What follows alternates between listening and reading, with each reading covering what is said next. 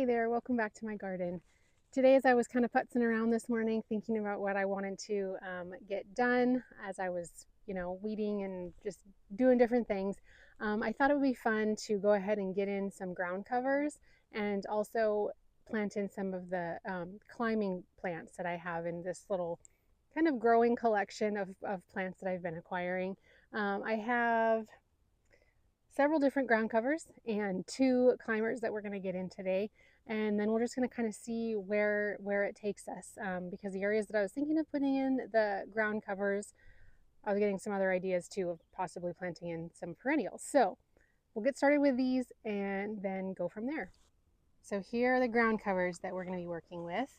I just have one of the Supertunia Mini Vista Indigo that I need to get into the ground. I have several in another area, and I decided I wanted one more to go in that area. And you can see the stats on this one, that it's 6 to 12 inches tall, and it does have a little bit of a spread. Not too much. It says minimum spacing, maximum spacing 18 inches. But from my experience, it does spread out a bit. So even though it is an annual, it is still being used, as in my case, as a ground cover. And then this one next to it is new to me, although it looks a lot like snow in summer. The leaves do anyway. But this, you can pronounce that for yourself. I've not seen this one before, but I just was completely taken by the flowers. As you can see, that is probably my favorite color in the garden. I have 3 small pots, and then I do have a gallon size, and it says it just spreads, well, 12 inches to the spacing for that one, just as 6 inches tall. Figure that's probably including the blooms as far as the height goes, but I think it's just going to be kind of a low spreading kind of mounding plant, as it does say that it is trailing baby's breath. So I think that's just beautiful. It does say it's deer resistant as well, which is great in my area. Rock gardens, you guys know I have lots of rocks in my gardens, so I'm excited to find a spot for that. And then right here we have a golden oregano. I think I have four little pots of that. I have that in several spots in my gardens, and I really appreciate how simple it is to grow, and then also how striking it is. This will quickly, in one season, probably spread out to, I don't know, 1.5 feet. This is about as tall as it gets, but it's really easy just to shear back and keep kind of a little bit more compact. And I might do that today as I plant them in. I might cut them down just a little bit, just so that it's easier for them to spend time getting rooted in and not having to support as much top growth on those. But these can be used, I believe, in cooking. I don't do that in mine, but they do grow really, I don't want to say aggressively, but they're vigorous, I guess. And then next to those, sorry, the cat rubbing on me here. Next to those, I have a version of thyme. This is Archer's Gold. I have several different thymes in my garden, some woolly thyme, some just this typical like spreading silver thyme, as I've shown you before. This one does have more of a golden hue to it. A little bit of contrast in there with the green and the gold on the top, and then also just kind of has some purpley bits in its stems. And it says that this one blooms in the summer. I don't know the color on this. I should probably look that up. But it's just a really great cat's giving us some love here. It's just a really great ground cover. It spreads, like, I think it's well, it says spaced 8 inches, but this spreads by feet for me. So I really appreciate this one in the garden for being super low maintenance and high impact also. This one I don't have in my garden anywhere. Erodium, Bishop's Form, Sun to Part Shade. I think I'm going to put this over in the no dig bed on the other side of the driveway, just tucked up above the rock wall that's over there. I think that would look really sweet. Reliable plants for rock gardens and alpine troughs. This one, it looks like it's just stays pretty low, slow, just kind of mounding. Again, I just have 2 of those, so I think I'll just tuck those in over there on that garden. And then one of the climbers that we're going to be working with today is this variegated honeysuckle. You see it has the variegated leaves, just kind of a pale yellow flower. So the flowers aren't too impressive, but they are very fragrant. I mostly grow this for the foliage. You can see right over here, I have one of them growing up onto this retaining wall. And it's one of the few that I have, one of the few honeysuckles I have that doesn't get bothered by aphids, which I really appreciate. And it is evergreen for me, which appreciate that as well. This one is going to be in a spot that's going to get a little bit more sun, so I hope it can handle that. We'll see. But yeah, this one has been really wanting to be watered every day, so I'm excited to get it in the ground. I think it'll be a lot happier. Okay, and then the other climber that we're going to be planting in is right here. I've had this evergreen clematis here to plant in for, gosh, maybe over a month, I think, but I was hesitant to put it into the container because the violas were looking so beautiful, but they're kind of splayed out now, a little bit leggy. I think I'm going to try to maybe dig in there and see if I can not disturb the roots of those, see if I can preserve them and get just the clematis in, but I really want to get this guy in, mostly so that it can start to vine as it wants to. It's already starting to grab on, and because I'm going to be lowering it down 1.5 feet because of the height of this container, I don't want to screw up where it's already connected. So you can see right here, it's already twining onto the vine. So I need to get that one in the ground so that it can start doing its thing and getting settled into its spot. So again, this is an evergreen clematis, and I had one here last year and it did really well, but then it just didn't make it over the winter. So I'm going to try one more time, see if I can get this one to like this spot.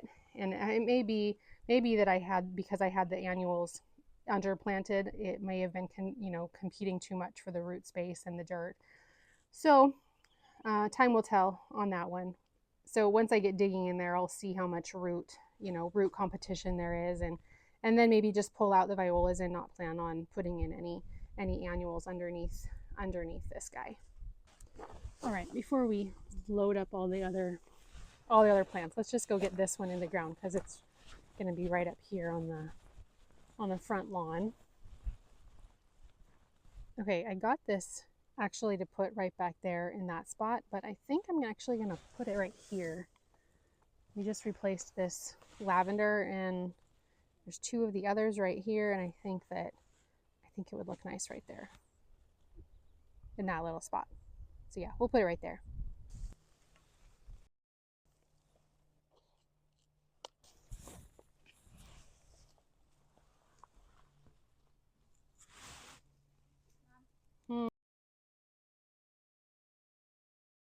I think that looks super sweet there. And again, this is one of the benefits too of putting in annuals, because this lavender probably won't put on much size this year. And you just kind of fill in underneath it with annuals and don't have to worry about it for next year when the lavender does get bigger. So if you put in perennials or shrubs, and you just have bare area around them, annuals can be really nice to spread in and cover the ground underneath those. So I do need to bring in some mulch for this spot, but we'll do that another day. Let's go put in the honeysuckle because I know where that's going, and then we'll figure out where we're putting the rest of the ground covers, and then we will end up with the clematis. All right, here is where the honeysuckle is going to go, and it'll just climb up this arbor. On the other side, I have the Happy Jack clematis that is very aptly named because it is a happy clematis. It is doing really well, climbing, and lots of buds that I'm excited to see open up. But anyway, this is where we're going to put this guy.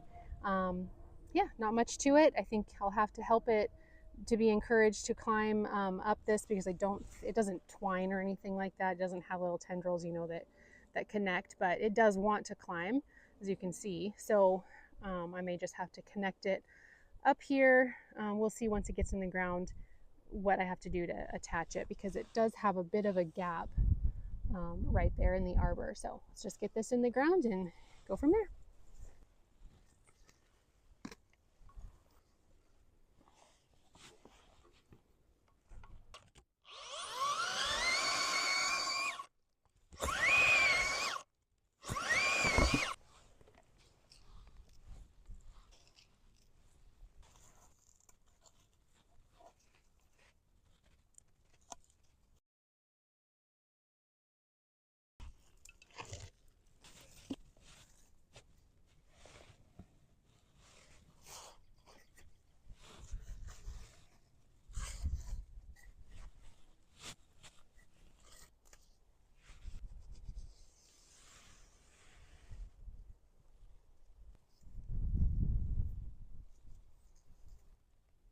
Okay, so what I think would be good is if I go and get some of my rubber twisties that I have, and I'll attach it.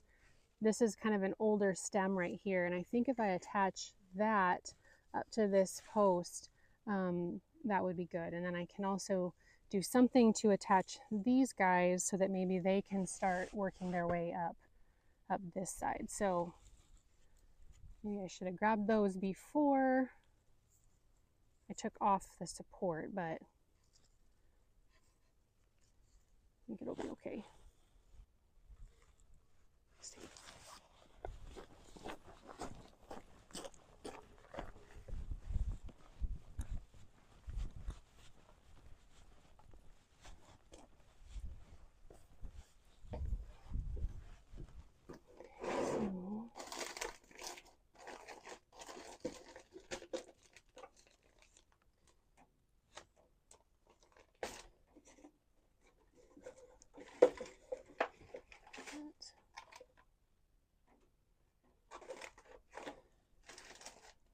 I'll just use this. I don't know if you know this, but our Felcos actually have a wire cutter. You can see that right down there at the bottom. You can see that notch there. You just use that to cut the wire.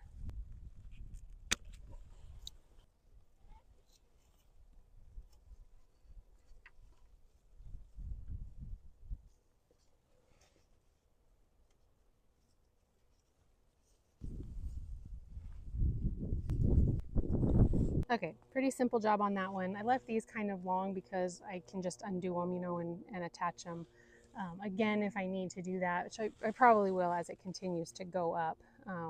Or I'll just, you know, get new ones and connect those up there. So it'll really just be keeping an eye on it, seeing what it needs so that it doesn't just end up splaying out. But I think it'll look really pretty here amongst this yarrow and a lot of kind of yellow bright colors here with the magic carpet spirea and the lemon cypress.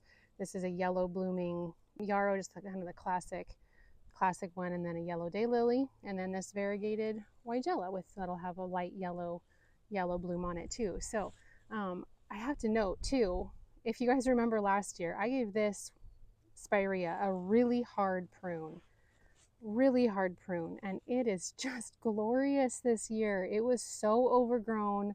It was super old, and it just had buds and leaves basically on the outer sides of it. But my gosh, it has come back with a vengeance this year. Just so pretty, especially on that back side. Up here on the front, it's a little bit more lifted up, but I am so happy with how it came back. And actually, it's totally off topic, but there's actually a whole nother plant down here. So I've been thinking about maybe digging that out and transplanting it. Oh, you can see right back there, that's a whole nother plant. So I might dig that out and move it, but this responded really well to the pruning it had. So don't be afraid to prune your shrubs, especially when they're overgrown and tired. They generally will appreciate it. So we have our first climber planted, and again, that was a variegated honeysuckle. And now I think we're going to go wander around and look where we're going to put in the ground covers, see about getting those in the ground, and then, like I said, we'll head back then to the clematis.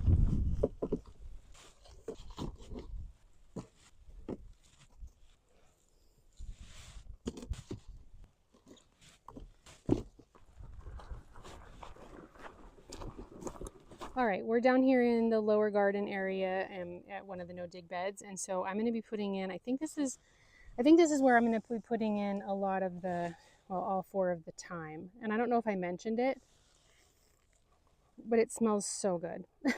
That's definitely another one of the benefits of using thyme. So this is, like I said, it's such a super low growing plant.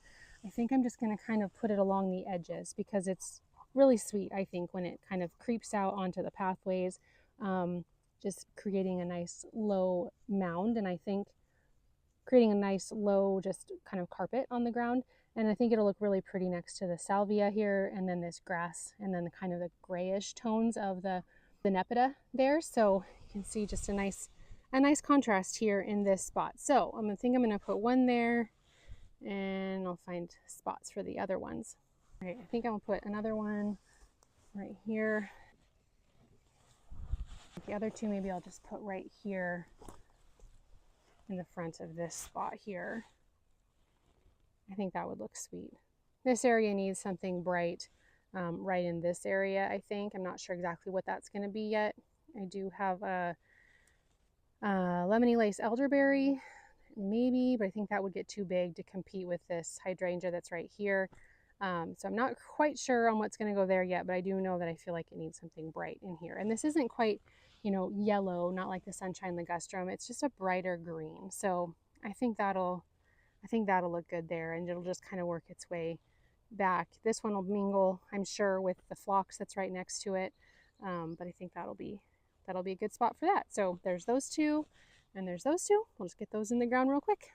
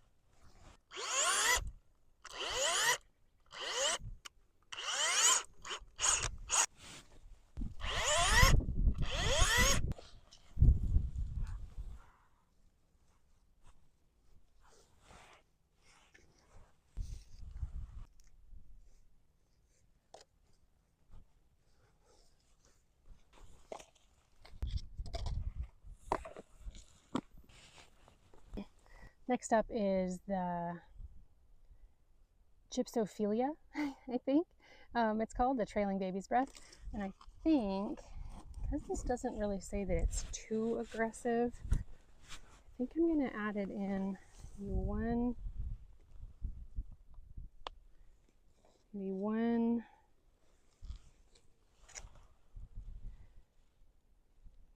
I don't know, that might be too close to the phlox, because I know the phlox will spread out quite a bit, as will the candy tuft. So that might be kind of a waste of a plant. So I think maybe I'll just put one of them here. Yeah, I think I'll put one of them there, and then maybe one down here, tucked next to this boxwood in that spot. And then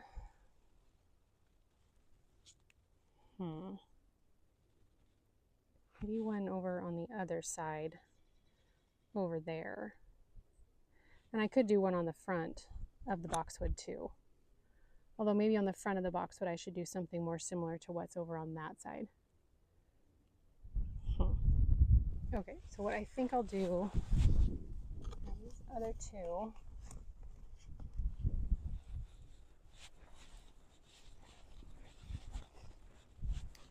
put two of them right there.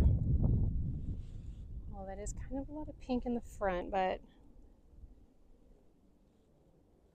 I think that'll be okay. And then this one be right there. I think one of them would look really nice over here. Maybe I will. So this morning, this hole, this was where I had peach tree. And then right down there, it had a nectarine tree, and I just couldn't handle looking at the peach leaf curl anymore. So I dug those out. I do think maybe I'll fill this in just a little bit. And I think maybe I'll actually put one of those pink plants right here. Yeah, I think I'll do that.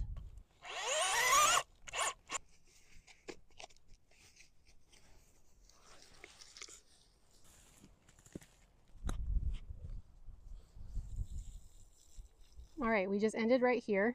Put one of the trailing baby's breath right here in the front of this bed, so it'll be a light pink bloomer next to the purpley and next to the white. And instead of putting one down here on this side, because I remembered that I didn't want to plant the, I think it's Escolia, shrub next to these pink. I was thinking because it'll bloom pink, I didn't really want to put another pink ground cover right there. So I moved that one over here to this spot, and it's kind of across from this one right here, and down the way right there is the other one. So right here in front of this hyssop, this is hyssop right here, I have two of the Archer's Gold thymes, and then over on the other side over there next to the pink profusion salvia are the other two. So I have an idea for what I want to put back here behind those, and I'm really excited about it because I think it'll be super pretty, but that is for another day. So I think we're gonna go swing over there to the back of that bed and get in the golden oregano. And just really quick, just so you know, full disclosure, I absolutely am aware that using my auger for these little plantings is complete overkill. Really not necessary, but it was an expensive tool and I want to get my money's worth. But it also really does make it a lot easier. I like how it kind of rototills the soil a little bit, breaks up the soil. We have a lot of clay. You don't see it as much in this bed that we were just working in because it has so much of the good garden soil that I brought in to make the no-dig bed, but in a lot of our areas we have really thick red clay, and so using the auger breaks that clay up so that when I replant it, I know that it's nice and lofty soil around the plant, so that it'll make it easier, I think, hopefully, for it to root in. So it just makes it a lot easier. It's a pain, I guess, to carry it around because it is kind of heavy, and it has the potential to make a mess as I dig, but I like using it. So anyway, I know it's overkill, but I'm still using it. So we're down here in this other lower bed. You can see where we are in perspective to the house and in relation to where we just were. And I think I'm going to put in some of the oregano along the back side here of the just of the rockery. I think it would look really pretty. I have some more. Come around on this side. This is golden oregano right here. This right here, I believe, was 2 plants. You can kind of see the mounding effect of those two. This was 1 plant, and then there's one tucked in on the back side. So you can see it's a happy grower. It's super vibrant and very nice and dense, which I like. And also, like I said, I think I mentioned the deer don't like it. So I just think the golden oregano would be really pretty on the back side here of this garden bed, bringing some brightness to the space. Even though I won't be able to see it from the house, I'll be able to see it when I drive in. I think that'll be nice. So we'll get those in the ground real quick.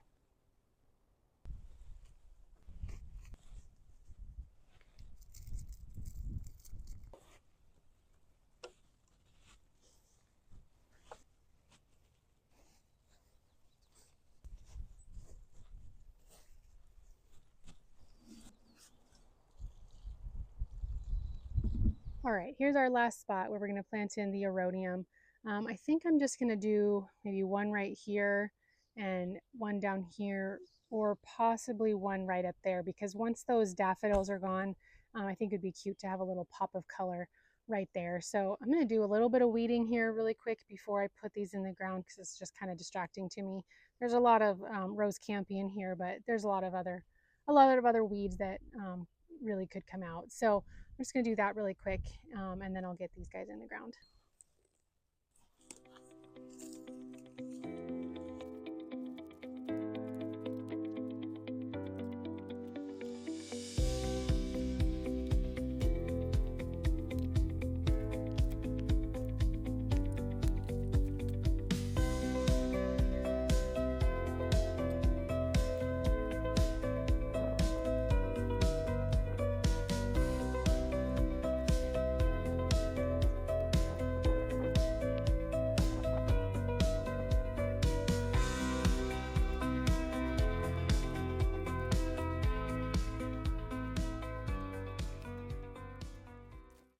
Well, I'm sure I could have done a lot better job than that if I would have given it a lot more time, but gosh, it's hard to weed in amongst a rock wall. Those weeds are just coming out of the smallest cracks, and then I have a lot here on the ground still that I think I'm just gonna end up spraying. Yeah, I think that'd be a lot easier, but you can see when I pull out the big dandelion weeds, they're just Like, look at that. That is just the tiniest crack. I couldn't even get my weeding tool in there. So anyway, and then I just leave the wild strawberries. Those are pretty weedy, but they're okay. So I think one right here, and then we'll see what the other one looks like right up there.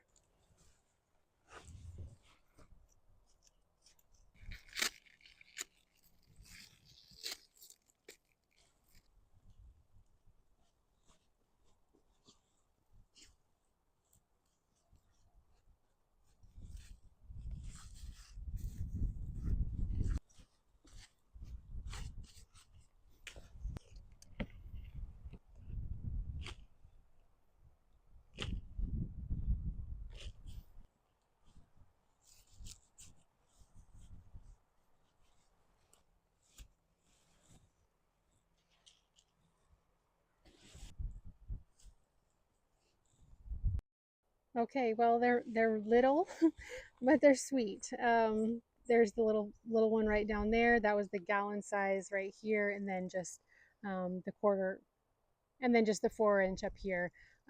It wasn't, ideal for me to cut back the stems on the daffodil, or the leaves on the daffodil rather, because it wasn't ideal for me to cut back the daffodil already because it probably didn't soak in nearly enough energy that it would need for next year. But maybe I left up enough for it to, to be able to do that. But I just kind of wanted that little guy to have better exposure. And then this one down here, I just think they're both very sweet, nicely tucked in by the rocks. I don't know if you remember, we did have a little fir tree here. It was just a seedling. You can see the stump right there. We cut it down after Christmas time. We had little lights on it, and it was super cute, but I just wanted the rest of this bed down here to be better, to be seen better, not to be blocked by that little tree, and it would have just grown up and up and up over time, and I really didn't want a fir tree here. So that is gone, and it kind of opened up this space, and I'll find something else fun to put in right in this spot. So those little guys are in. Now we're moving on to our last bit of planting here, and that's the evergreen clematis. So I'm going to first try to get to set this guy down and then dig around in there. See, I brought over kind of a sharp cutting tool, so I'm going to see if I can just cut out a hole for this guy to plop down in without totally disturbing the pansies, but we'll see. I'm not holding my breath. It's almost time to pull them out anyways, because I do have all my annuals to put in over in these beds too. So it's almost time, and I don't know. I probably should do it anyways and put better soil in here for this guy to have the best start, the best start possible. But it's hard to pull out color. It's hard to pull out pretty flowers like that. But I guess for the longevity of an evergreen climbing shrub, for an evergreen climber, I should probably do that. So again, this is Clematis armandii, an evergreen clematis. It did already bloom beautifully, had white flowers on it, and it smells wonderful. And yeah, so I guess here's the tag on it. 20 feet tall. So it should not have a problem clearing up here and then going across. You can see where the last one kind of made it to, which was right there, and then it just didn't make it over the winter. So we're going to try again.